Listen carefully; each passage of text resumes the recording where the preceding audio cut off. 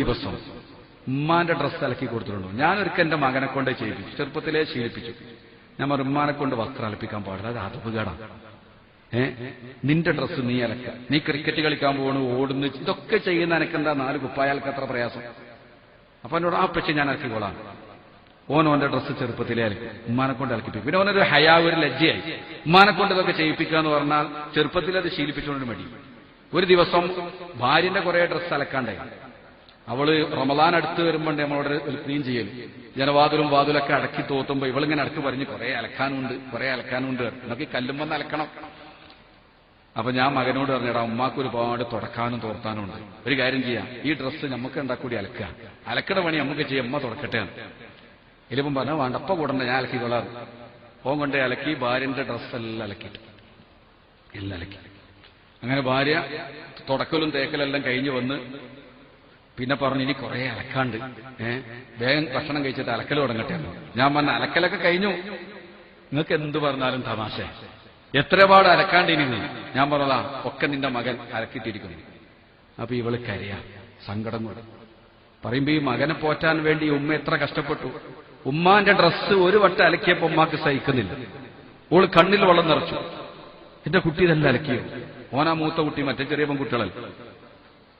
അവ കരഞ്ഞപ്പോ മോനെ വിളിച്ചാണ്, ഉമ്മന്തിനാ കരയണാരെ എനിക്ക് എന്തേ?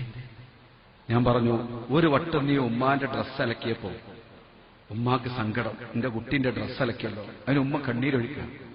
എടാ, ഈ സ്നേഹത്തിന് പകരം കൊടുക്കാൻ എന്താ ഉള്ളത്? ഈ സ്നേഹത്തിന് പകരം കൊടുക്കാൻ നിങ്ങളെ കയ്യിൽ എന്തുണ്ട്? ഒരുപാട് കാലം നിന്റെ ഡ്രസ്സ് അലക്കി നിന്നെ പോറ്റി നിനക്ക് വേണ്ടി ഒരുപാട് കഷ്ടപ്പെട്ട ഉമ്മ, ഒരു പ്രാവശ്യം നീ ഉമ്മാന്റെ ഡ്രസ്സൊന്ന് അലക്കിയപ്പോ ഉമ്മാന്റെ മനസ്സ് കണ്ടു.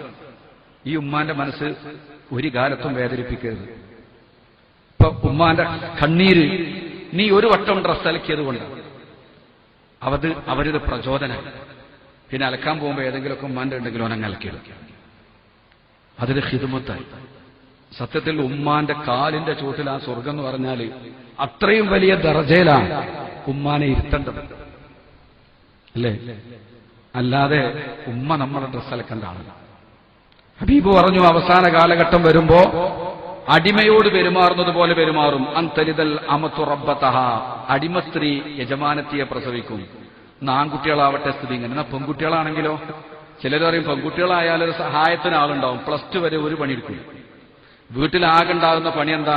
നിലം തുടക്കല്, വസ്ത്രം അലക്കല്, പാത്രം കഴുകല്. ഈ 3-4 പണി പെൺകുട്ടികളോട് പറഞ്ഞാൽ തിരിഞ്ഞു നോക്കില്ല. മുറ്റടിച്ചേരാൻ പറഞ്ഞാൽ പറയും, എനിക്കൊരുപാട് എഴുതാണ്ട് അറിയും, അപ്പൊ ഒരു എഴുത്തിട്ട് വരില്ല.